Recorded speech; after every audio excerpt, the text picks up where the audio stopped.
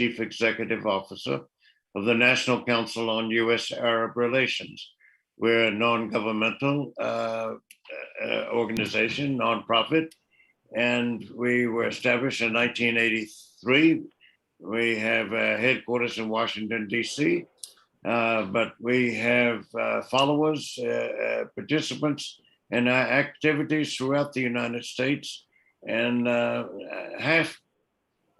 one dozen Arab countries. There are 22 Arab countries. We have programs in 12 of these 22 Arab countries. Our vision is to place the overall Arab-U.S. relationship, that is between America and its Arab allies, its Arab friends, its Arab strategic partners, on as firm a foundation, enduring and comprehensive as possible, as mutually beneficial as possible, as richly rewarding as possible, reciprocally rewarding as possible. We do this through programs, through projects, through events, through activities, 9 altogether. And today is just one of them, which is a series of public affairs briefings.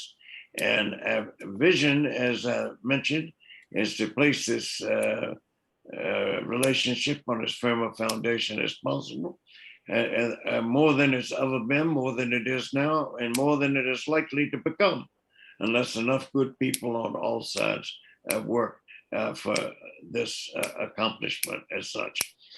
We see this vision as strong in terms of overall strategic issues having to do with war and peace, having to do with economic issues, because of what the Middle East and the Arab region, the Islamic world has, where it is, what it does, and what it means to so much beyond the region, as well as within the region.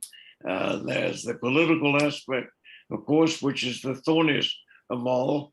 We're beyond the age of colonialism, except in the case of the Israelis and the West Bank and East Jerusalem and elsewhere in the region and some other places additionally in Africa. But we also have the trade aspect. And we've had the trade aspect longer than the political. We're talking about trade, investment, technology, cooperation, investment in the United States, investment in the region. And we are fortunate today to have an individual who will provide us a window on so much of ongoing, enduring interest and value to a lot of people's concerns, many people's needs, overwhelming majority of humanity's interest and their related goals in life to make the world a better one in which we found it. So we work along a continuum of information that's hard to come by. Today, you'll have it in abundance. But information itself alone is not enough unless it's coupled to insight. Insight and information go hand in hand. And those two are also inadequate unless they lead to knowledge. And knowledge is not the same as understanding. And knowledge and understanding are quite different. But the roads to understanding begin with knowledge, of course, through empathy, through education, and through experience. We have an individual today who's lived through all of these aspects of education and empathy and experience, empirical experience, not theoretical. This individual has survived assassination attempts in his family and towards himself. He's lived through an extended civil war in Lebanon that took the lives of reportedly 150,000 souls of Lebanon's citizens there. He's in a situation now where the country's been rocked with explosions, the likes of which never been known in Lebanon, or for that matter, any other country, nor could they have been necessarily foreseen, planned for, prepared, or anticipated. He's a member of a minority, but we're all parts of a minority of one kind or another. And it's unfair to think of this individual as representative of a minority. Of course, we are all, each and every one of us, but this is misleading and confusing as it is helpful and an aid to knowledge and understanding. Here's an individual who's a statesman. We have lots of leaders in the world. Many countries have lots of leaders. Very few have statesmen. We have a statesman with us today. And very few countries have national statesmen who are also regional statesmen. I cannot think of another Arab personality and leader where when visitors come to his country from another country, be they head of state or high-ranking official of one kind or another, seek out our speaker today, His Excellency Walid Joumblatt, the head of one of Lebanon's major political forces and movements, the Progressive Socialist Party. We'll be looking at a region that's become more uncertain, more unpredictable. Its future looks dire in many aspects, but not completely. Of the 22 Arab countries, about 7 are in dire straits and turmoil. The other 15 are not newsworthy because they are secure, they're stable in a relative sense of the word. But look what's happened to Yemen. Look what's happened to Lebanon. Look what's happened to Syria. Look what's happened to Libya. And look what's yet to happen and is ongoingly happening in Palestine with regard to the second-class status of the Palestinian indigenous inhabitants of the land that is shared by the Israelis, but the Israelis have invaded and occupied large swaths of Palestinian territory. So I've just named the 7 that are in a difficult situation. We have to help us moderate this session with His Excellency Walid Joumblatt. We have a former U.S. Army Colonel, retired Abbas Dahouk.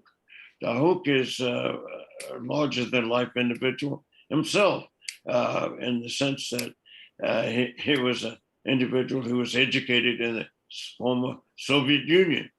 He was educated in Oman. He has certificates of higher education from both, in addition to his native Lebanon.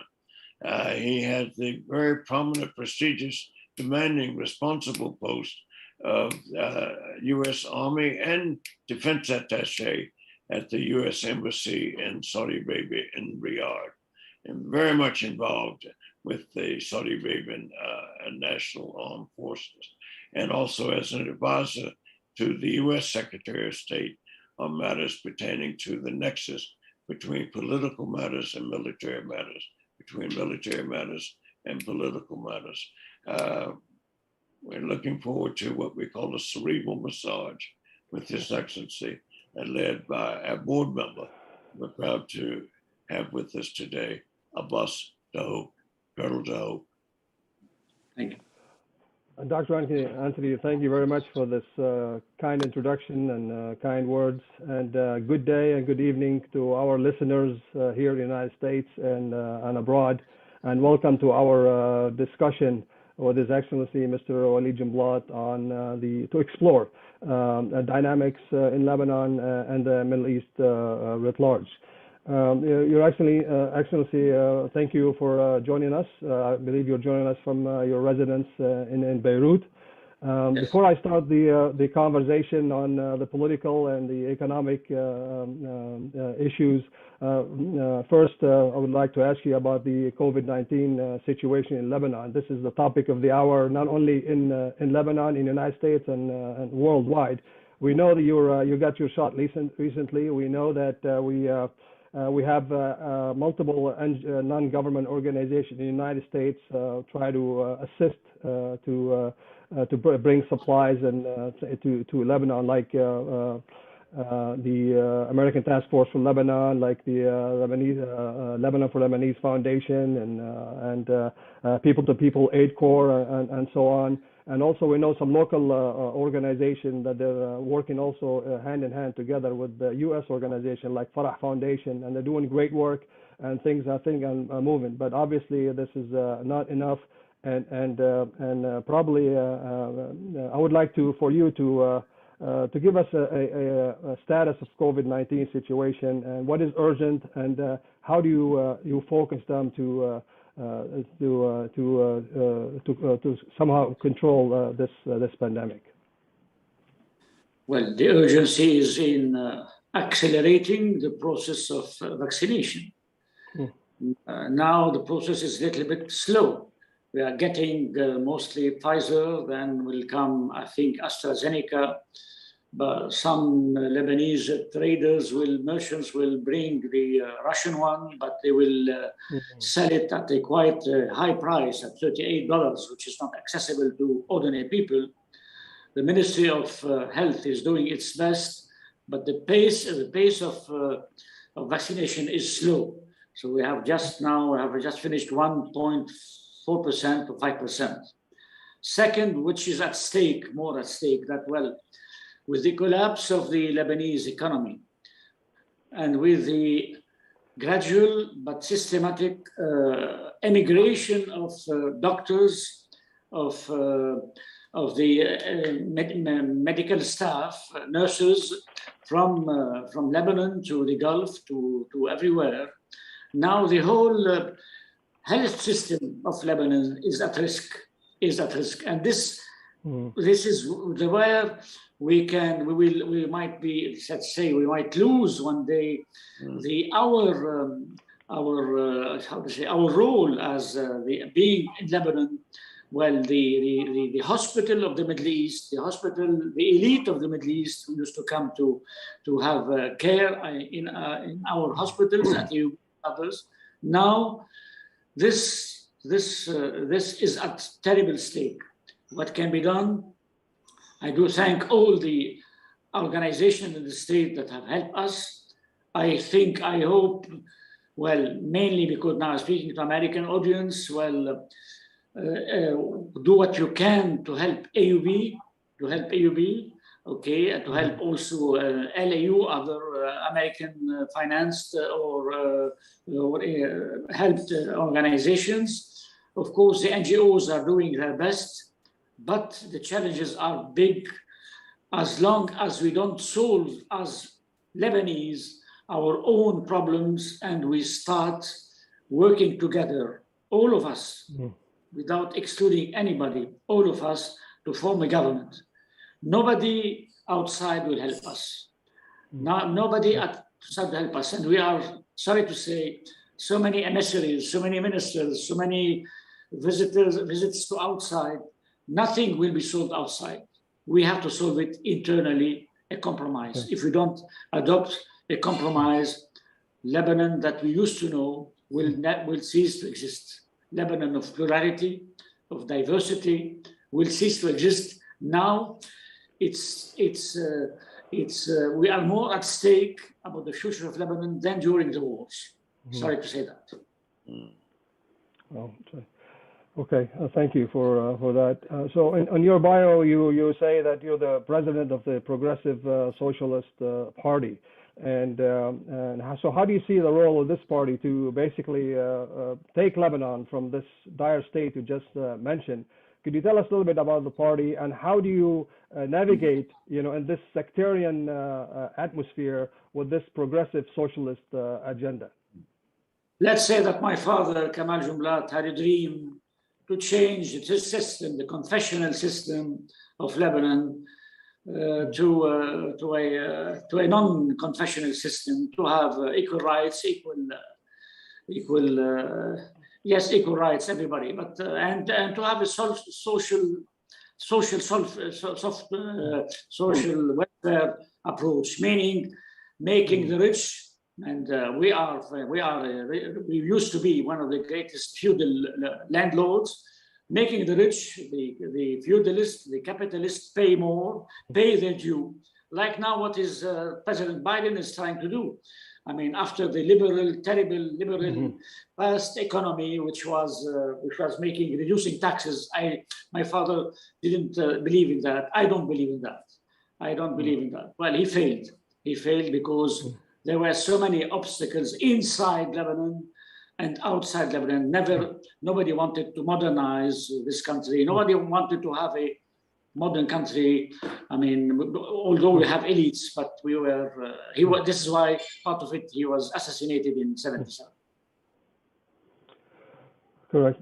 So speaking of modernization, you know, the recent October 17 revolution, and their mind, they're trying to revolutionize Lebanon. But their core message, the October 17, is basically calling to all the establishment, all the political traditional establishment, to step down. You know, their motto is "all means all." And you've been a veteran of this struggle to make Lebanon as a non-sectarian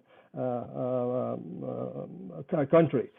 So how do you, Your Excellency, distinguish yourself from the establishment writ large? You have a role. Yeah, you have role domestically and regionally and internationally. You have not only domestic. You can work with Lebanon on the domestic side. You have friends in Europe. You have friends in the East, and you have friends with the Arab world. So how do you distinguish yourself that to become to remain a vital element in the future of Lebanon? Look, let's be frank and honest. I mean, I'm part of the past now, and the young people of Lebanon and the young who came to the streets and said, wanted a new system. They were right. They were right. But this system is so much entrenched in the past, and they failed because they did not have a united program. They said everybody is everybody. Go away. Okay. How can we leave? How can you dislocate this system without elections, with newcomers, and one day to be able to separate, if possible, state from religion. This was one aim of Kamal Joumblatt. Of course, the clerics of Lebanon, Muslims or Christians, refused that because they have a lot of interest, a lot of financial, political, cultural interest. So this is one of his big fight, but he failed. So now we have to give hope. I will do my best, but I'm part of the past. I'm entrenched because of this whole climate in my own community, trying to defend, to help my own community. And our areas are not Druses, mixed areas, Muslims and Christians. I'm doing my best, but on my own, I cannot do it. I can't change the whole issues. Thank you. You mentioned that Lebanon is on the verge of economic collapse. You mentioned that we're unable to form a government. You have a political stalemate. The list of Lebanese friends, whether Arab friends or international friends, is actually shrinking. And other people are saying that Lebanon might be the Venezuela of the Levant. So putting all that together, what is the worst case scenario to Lebanon? Where are we heading?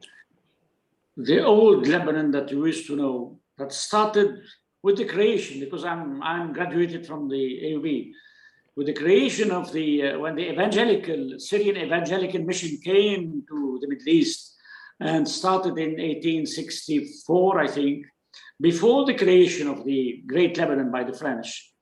This was the biggest challenge, and this was the biggest support from the West, from the Americans, then came the Jesuits. So it was education. Now the whole system of education, the big universities and the public universities are at stake because of the economic collapse. So we might lose Lebanon as a pluralistic, diverse country. We might lose it, and we'll become, as you said, like Venezuela or some other places. So this is the big stake, big issue. Now, how you do it? We can expect so many emissaries, so many foreign ministers. You can go to anywhere, to the Vatican. You can go to the Russia, to Egypt, to everywhere, to the States. But we have to solve it inside, without excluding anybody. If you exclude somebody here, it will be a mistake. Lebanon is a country of compromise, and when I say excluding, I do say Hezbollah. I do say Hezbollah name because they are here. They are here and they represent the Persian Empire. I call it the Persian Empire. Sorry, this is my terminology. I call it the Persian Empire in Lebanon, the Persian Empire in Yemen, in even Gaza, Of course, Syria, the state of Syria that I used to know doesn't exist anymore. Now it's fragmented between Russians, Persians, Iranians, and Turks. So it's our duty to see that, and we cannot expect anybody else to help us except NGOs. This is not enough. We have to establish, to enhance reforms. To enhance reforms, we have to shake hands with each other to do the best, the best, so to prevent further collapse. Your Excellency, to add to the questions that Colonel Dahouk put to you, where are the Lebanese contemporary intellectual giants? When the National Council began, we focused on Lebanon more than any other Arab country. We could have chosen any of the other 21 Arab entities, but we chose Lebanon. And we chose it for various reasons, because of its literary giants, among other giants. Khalil Gibran, for example. I've read many accounts that no work has been translated into other languages more than Khalil Gibran's The Prophet and Sand and Foam and other works of his, of poetry and verse and mysticism on life and death issues. But also Mikhail Naimi, who came close to getting the Nobel Prize for Literature on more than one occasion. And Amin Rouhani, 53 books. This is before the computers, before electricity was in vogue as a means of communicating for writers and publishers as such. And last but not least, Ilyas Abou-Mahdi, whose widow was still alive when we wrote our first book on U.S. Arab Relations, the literary dimension. All four of them were Lebanese. And you've had others. Charles Malik was the president of the United Nations General Assembly. Where are these Lebanese giants? Now we have Raghida Dirham, who does this extraordinary job as a journalist and as an intellectual, and she's a member of our International Advisory Board. Where are we? Look, I mean, we cannot say that only Lebanon produced giants. It would be also a mistake towards the Palestinians, the Syrians, the Iraqis. Yes. But we had opportunity. I mean, we had a chance. Okay, although we had this sectarian system, bloody sectarian system, but we didn't have dictatorships in Lebanon, like Syria, right, like Iraq, like Egypt. So you have the elite of the Arab world that emigrated. I mean, what's his name? The one who created the big family, the big company in the States. He was from a Syrian origin. What's his name again? I forgot his name now. So we cannot say that Lebanon is exclusively producing intellectuals, no. But when the Arab world was doomed by dictators, Lebanon was able to escape these dictators, okay? But now, with the collapse of economy, well, the elite of the Lebanese is already starting to leave or is leaving. Yes, I understand. You made the reference to the Persian Empire, and many people need to know more about Iran's reach into Lebanon and how in various ways it has compromised Lebanon's exercise of its national sovereignty, its political independence. When you have one massive political party that holds the key to so much in the realm of security and stability in Lebanon, and yet in many ways it's beholden to Tehran there. Can you help us understand this more clearly? Okay, before avoiding this issue, I will also say, remember Walid Khaldi, the great Professor Walid Khaldi, Yes. Walid, Right. and Said, okay, Edward Said, okay. Exactly. Persian Empire, well, it was the door was open to Persia in 2003 Yes. when American administration invaded Iraq. Yep. This doesn't mean that I'm defending the dictator Saddam Hussein, no. But the big errors at that time committed by the American local administrators in Iraq made Iraq void now. I don't think there is already a state in Iraq. And the Persians came to Iraq.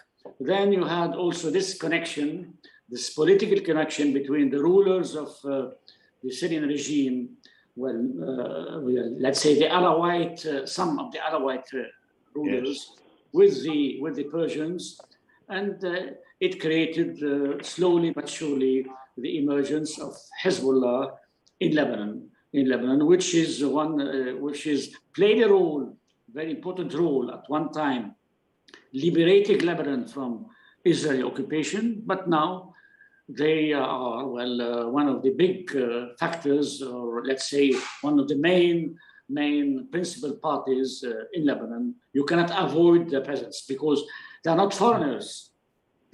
Most of them are Lebanese, but they have adopted, let's say, this Iranian approach. Let's not go too far. Iranian approach, Iranian help. Yes, thank you. That helps a lot. Allow me to continue a bit on one more question on Hezbollah. They are a Lebanese political power, and they're mostly all of them Lebanese under Hezbollah. But as we talked about, they have a outside reach, foreign also reach. We know that they, in the last decade, they actually crossed international borders and they fought alongside the Assad regime. They fought with the Assad regime. And also we know the beginning of the Yemen war, they sent trainers and they sent subject matter experts to teach the Houthis on how to use the unmanned aerial UAVs, how to put it together, how to deploy it, and also how to modify rockets. And those rockets were actually launched from Iran, yes, from Yemen to Saudi Arabia. And also we have a large arsenal. I mean, they have, statistics out there that Hezbollah has about 150,000 missiles, and about 1,000 precision missiles that actually reach all the way to Tel Aviv, Dimona. They have anti-ship missiles. They got UAVs and so on. So what is the ultimate goal for Hezbollah? Are they actually want to, if they say we're going to play only domestically within Lebanon and be part of the solution, well, that's one thing. But with this arsenal and this connection is another thing. We cannot ignore them. I mean, when in 1975, 76, part of the Lebanese at that time, under the pretext of Palestinian weapons in Lebanon, decided to go to war against the Palestinians and use the Lebanese army, the Lebanese army just collapsed. You cannot ignore now, and it collapsed. Okay, it took us decades to finish the civil war, to settle it under American, Saudi, and Syrian auspices, and the Syrians implemented peace at that time, the time of Hafez al-Assad in 1990, implemented the peace in Lebanon. We, as Lebanese, left Hezbollah armed because most of the south was occupied by Israelis.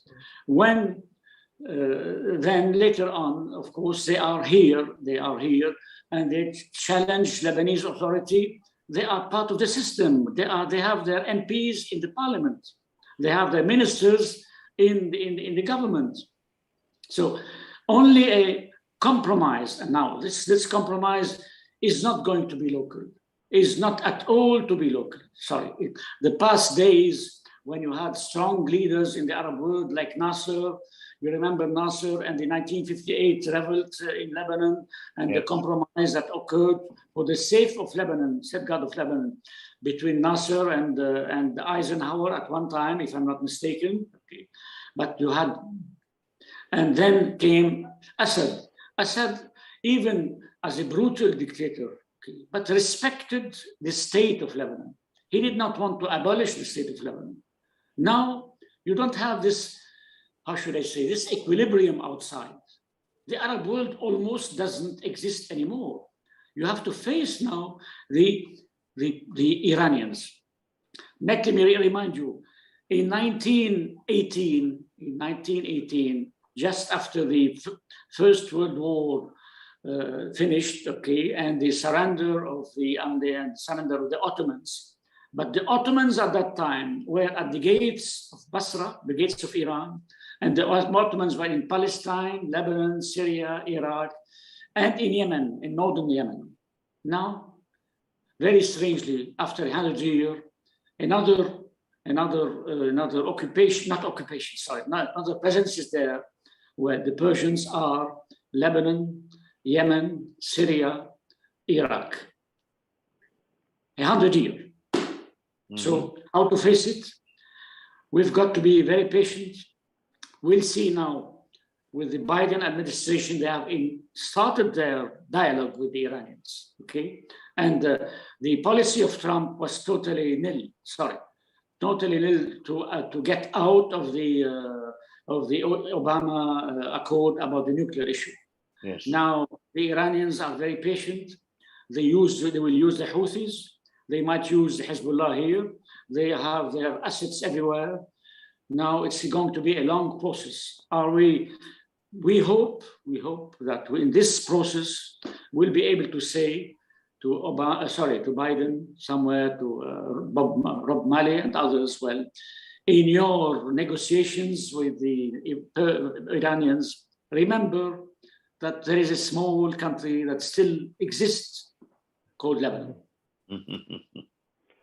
Well, Your Excellency, you have a chance to speak to Undersecretary Hale this week, and perhaps you can give him a word or two on what this U.S. administration is perhaps could do to the best of both countries.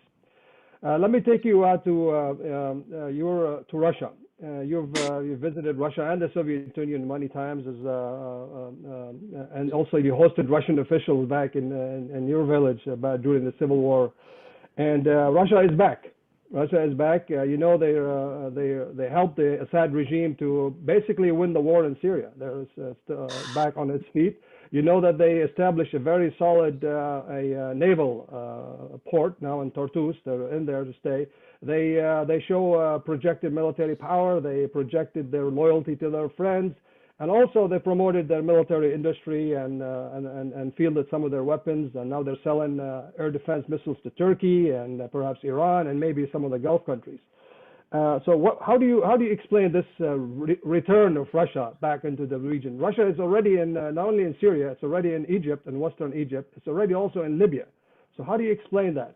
From looking back, what Russia before and what Russia is doing right now? Let's say, I mean, they were in Syria from the 50s. That's right. And they were in Egypt also from the 50s. You remember when Nasser wanted to build the high dam, and you remember the catastrophe of the Suez Canal intervention. The Russians at that time helped for building the dam, Nasser Dam, okay? And the Russians at that time well instructed and helped the Syrian army. But now the circumstances are different. There was a unified, strong state in Syria until 2011. Then started this terrible blunder when Assad did not listen to the demands of the Syrian people for reforms, for dignity, for freedom. And it continued, and the bloodshed continued. And then I have to say, there was also this terrible blunder, a mistake committed by the Obama administration in 2012 or 2013 by not helping the rebels because they were somewhere discussing the issues, the great issue about the nuclear with the Iranians. Right. Now, I mean, yesterday or 2 days ago, Assad, Bashar, told an American diplomat that, well, the Sheba farms are Syrian. Now he's admitting that, but now he's no more in control of his own country, divided by, of course, he was helped rather drastically by the Russians, but don't forget the Iranians. Don't forget the Iranians and Russia. And now, if you look at Syria, one side you have the Turks, other side you have the Iranians, you have the Russians, and you have also the Americans are present in the Jazeera. Yeah. In the Jazeera. So what is left of Syria, I don't know. But it's no more the Syrian stable state, although I challenge that. We challenge the question of autocrats who we dreamt about, like my father dreamt about a new Lebanon, non-confessional. We dreamt about a new Syria, democratic Syria.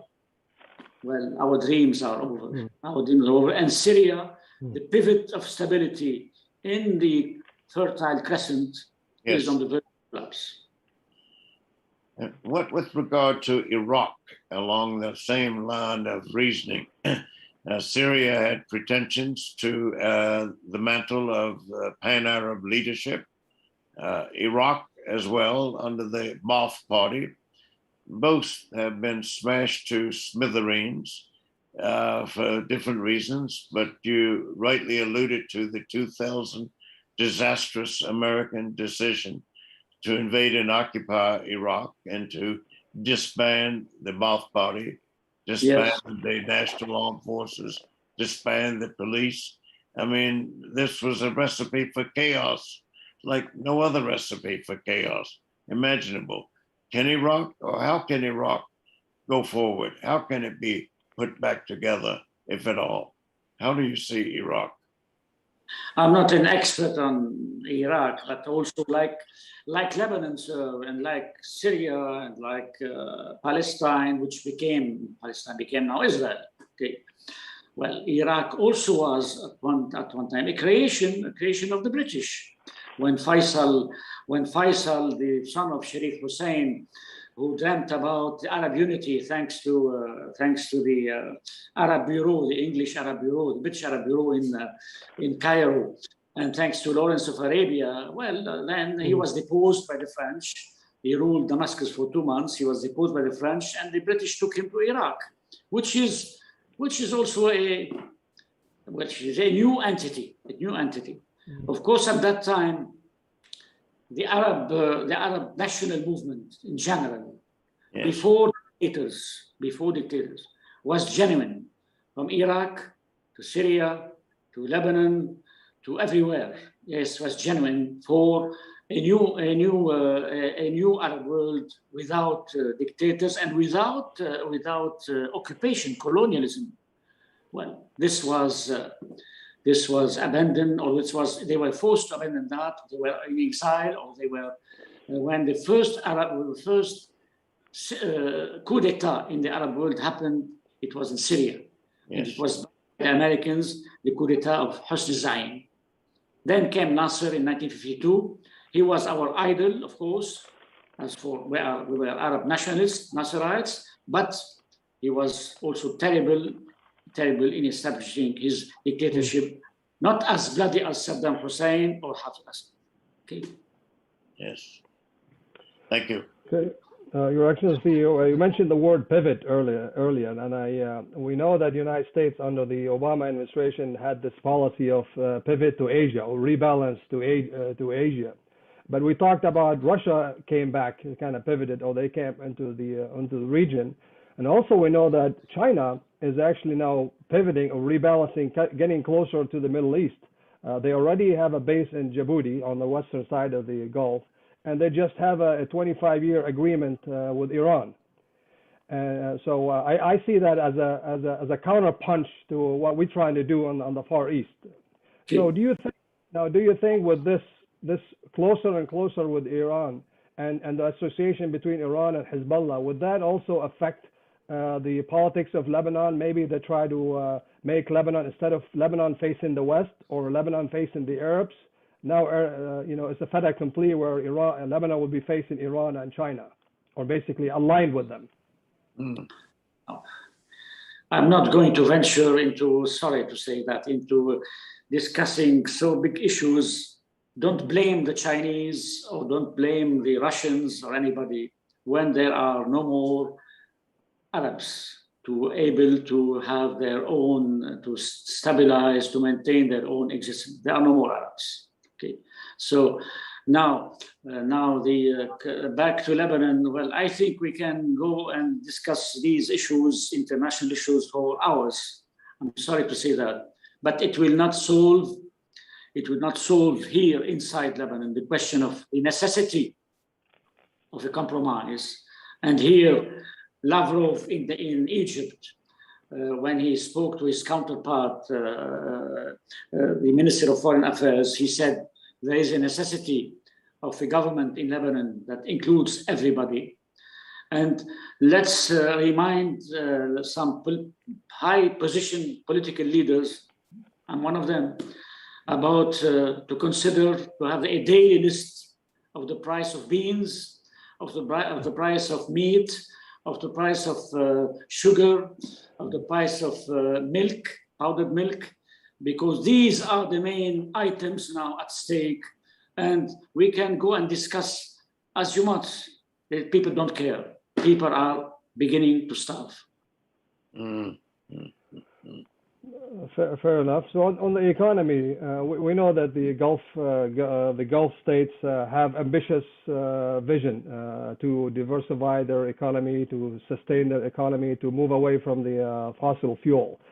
Especially in a big the Vision 2030 in Saudi Arabia and also UAE. And we know that the Gulf countries employ not only Lebanese Arabs and their world, and remittance money coming from Gulf to that helps the economy of Lebanon. So how do you be part of that? How do you actually maybe hedge the Gulf nation to work with Lebanon, or how do you contribute to this? Is there a role in Lebanon or to be a part of that? To help Lebanese economy to stand on its feet. Sorry for some failures in my memory, but the successful Syrian origin was Steve Jobs, isn't it? Okay, and the diplomat whom I spoke about was Fred Hoff, excellent diplomat, diplomat. Yes. Right.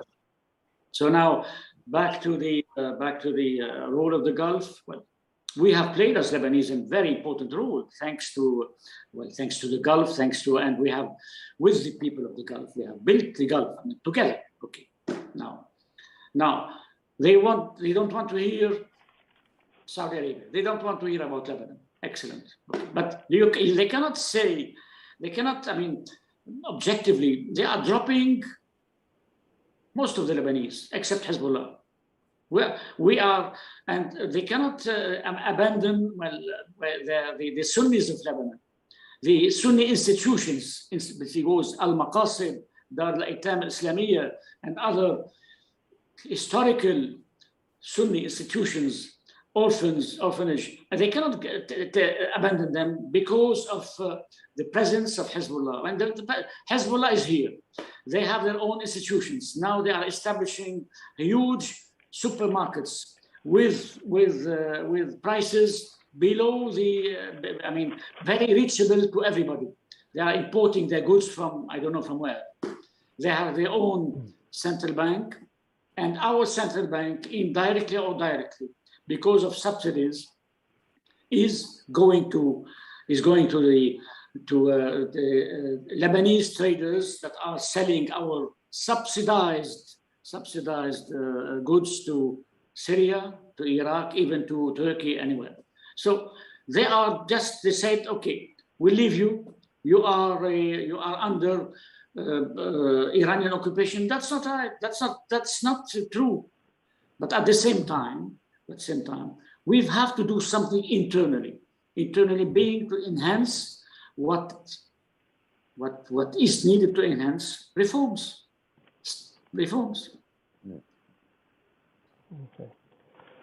Okay. Let me Department of State recently recognized that month of April, this month, as the National Arab American Month. And you know, United States is home for probably about 3.5 million Arabs. They're Christians and Muslims. They're Democrats, they're Republicans, they're independent, and some of them they serve in the multiple administrations. They have military and judges and a lot of prominent places in American society. So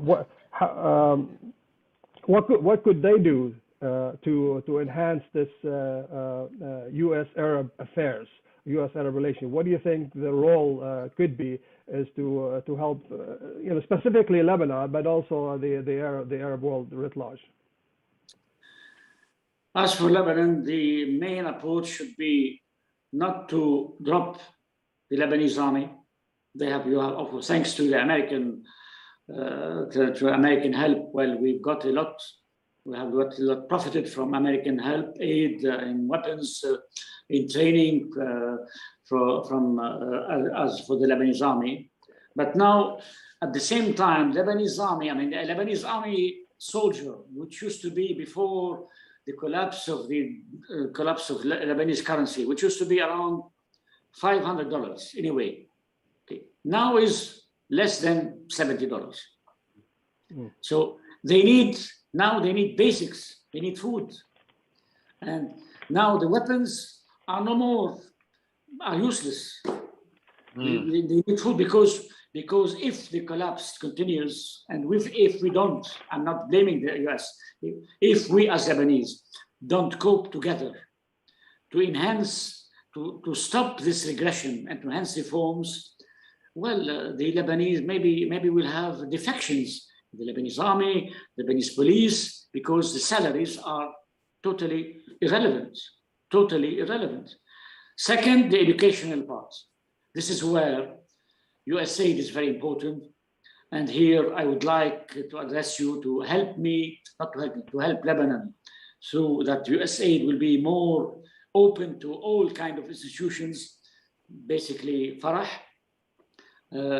and the big universities like AUB, like LAAU, and others, universities, because we need this help now in this terrible period of time. Your Excellency, we have youth leadership development programs in 5 Arab countries, Morocco, Egypt, 2 in Saudi Arabia, and 1 in Lebanon at the Lebanese American University. We haven't had one at AUB, your alma mater.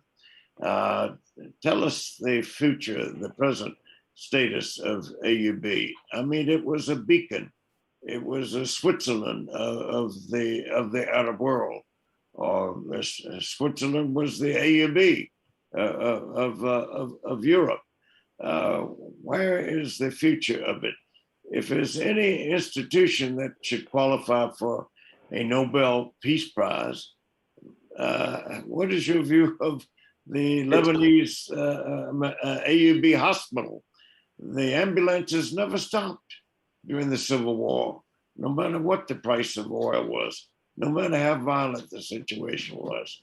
Could you address the present and future of this oldest of American educational ventures in the Arab Middle East? Daniel Bliss should be given the Nobel Prize posthumously, yes. He got great achievement. But during the war, when the ambulances were circling around, bringing wounded to AB, the economy was good. Sorry to say that, it's an anachronism, but sorry to say that. Yes. During the war, the Lebanese pound was stable. Now the Lebanese pound is not stable, is declining, is going to collapse. So you have got to ask Dr. Ghattas Khouri, the president of AUB, of AUH. I think he has already 100 doctors that have asked for unpaid leave or have left, and more are coming, and more are going, sorry. like other hospitals, like all other elites that are leaving. So more, I mean, let's say, I think they have enough endowment outside. I mean, but they need more help. I might say so. But these details should be asked to him, Dr. Fadl Khouri. Sorry, Dr. Fadl Khouri. He knows. He's much more knowledgeable than me. Yes, thank you. Your Excellency, we have about maybe 10 minutes left. Let me ask you a couple of quick questions. Back to Lebanon. There's on the question of the presidency, a lot of talk about having him step down, or eventually he has to step down and then be a new president. If you have say so, who do you pick to be the next president of Lebanon?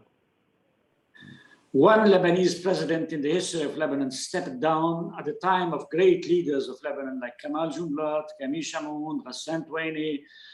He was Bishara Khouri. It was in 1952. A small alliance of great leaders, I mean, obliged him to step down. It's now, the question is, it's impossible. It would be a great risk to declare, to have to go and for asking the president to step down. It will antagonize any compromise. I'm totally against that.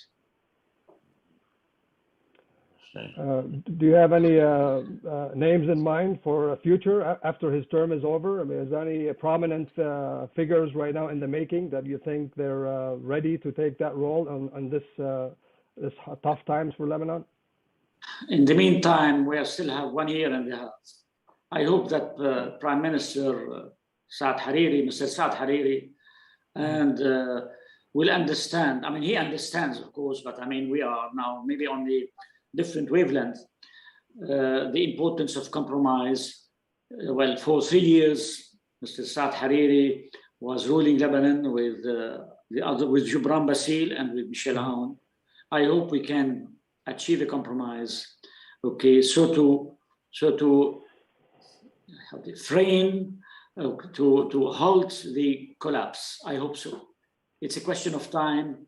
It's a very urgent, and nobody from outside will help us. If we form a government, then we'll ask the French to go and negotiate with the IMF, with the World Bank.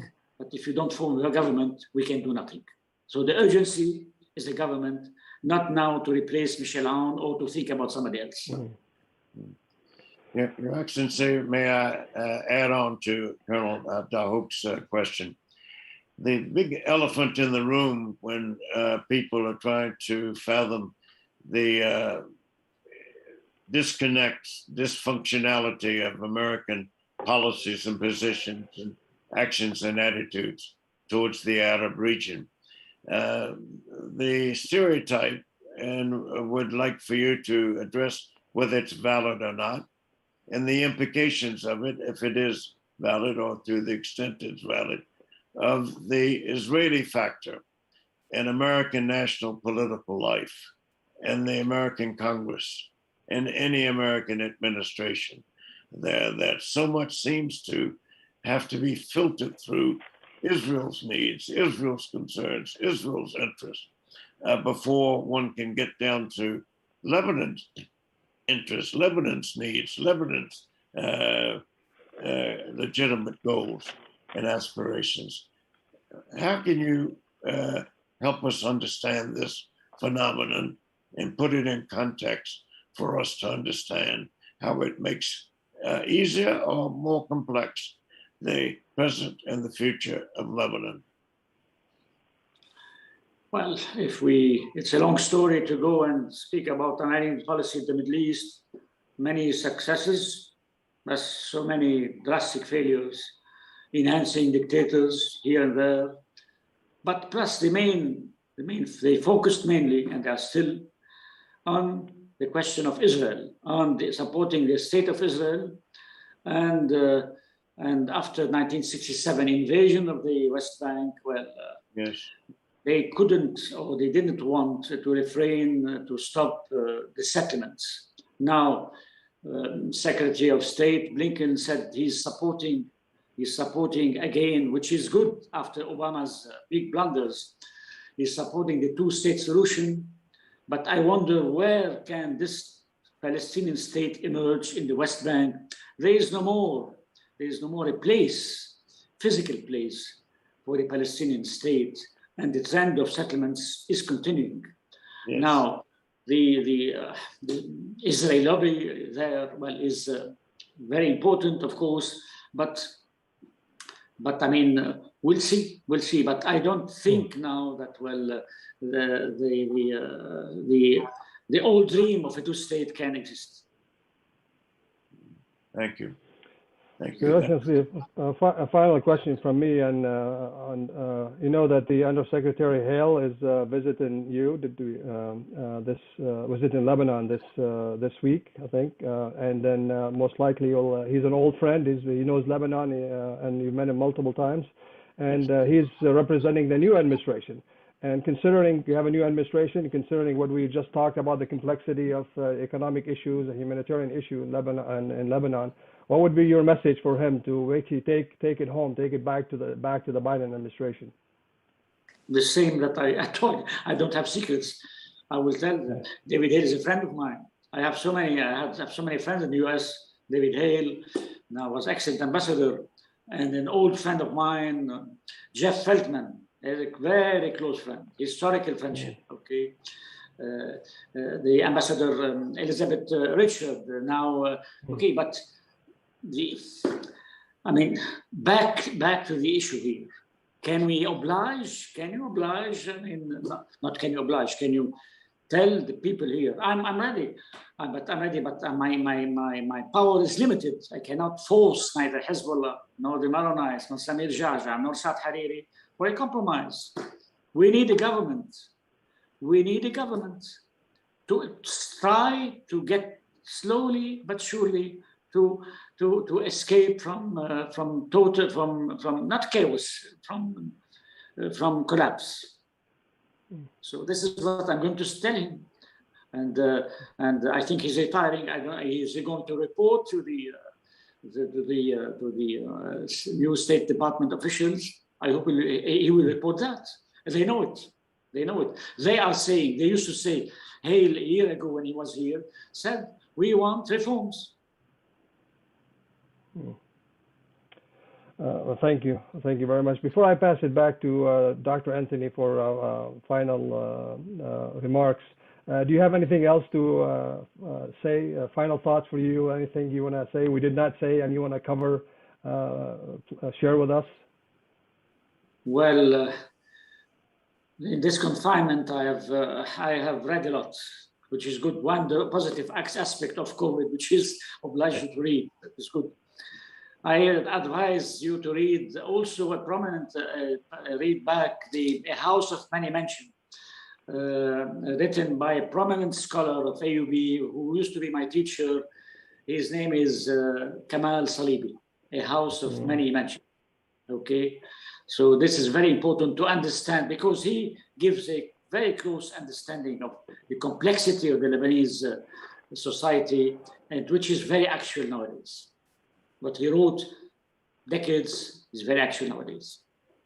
Wow. And again, thank you. I wrote it down. I will read it. Thanks for your time, and it's an honor to speak with you. And the best of luck. And hopefully we can meet again and talk about the same issues here in the near future.